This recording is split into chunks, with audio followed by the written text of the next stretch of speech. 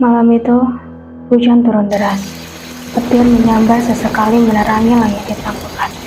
Dinda, seorang mahasiswa tingkat akhir, sedang lembur menyelesaikan tugasnya di perpustakaan kampus yang katanya angker. Jam dinding menunjukkan pukul 11:30 malam. Saat itu, ia memutuskan untuk pulang. Namun, ia menoleh. Namun, tidak ada siapa-siapa di situ. Tapi bayangan hitam bergerak cepat di ujung lorong. Jantung Dinda berdetak kencang. Ia mulai berlari, tapi lorong terasa semakin panjang, seperti tak berujung. Dan dari balik dinding, terdengar bisikan. "Jangan pergi, kamu sudah dipilih."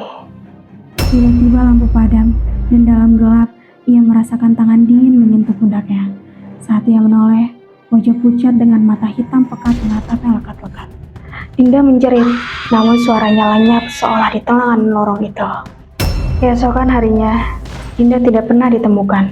Di ujung lorong 13 hanya ada sehelai craft miliknya. Dan bekas goresan tangan dinding seperti seorang berusaha keluar, namun gagal. Seminggu setelah kehilangan Dinda, kabar mulai beredar di kampus. Mahasiswa mulai membicarakan keanehan yang terjadi di sekitar perpustakaan. Beberapa dari mereka mengaku mendengar suara langkah kaki dan bisikan lirih saat lewat dekat lorong 13. Meski lorong itu sudah ditutup dengan pintu besi tua bertahun-tahun lalu.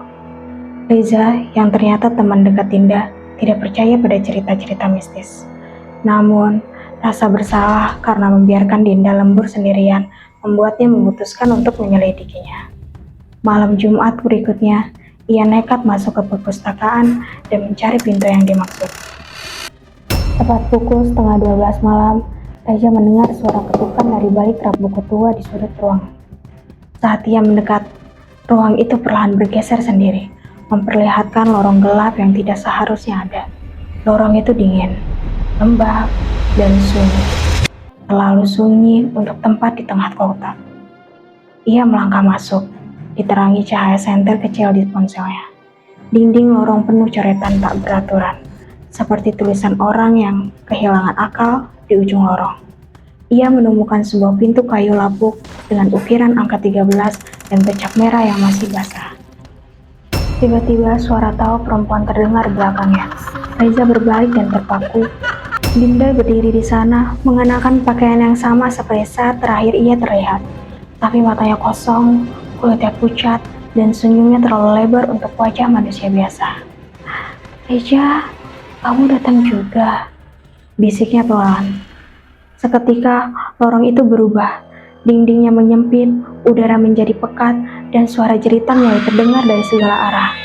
Reza mencoba lari, tapi pintunya menghilang. Dalam gelap, tangan-tangan tak kasat mata menarik ke bawah, ke dalam lorong yang tak pernah mengizinkan siapapun untuk keluar dengan utuh. Sejak malam itu, dua nama menghiasi papan pengumuman orang hilang di kampus, dan perpustakaan itu resmi ditutup. Tapi kadang saat malam larut dan hujan turun deras, ada suara ketukan dari balik rak buku tua, dan bisikan lirih yang berkata, "Masih ada tempat untuk satu lagi."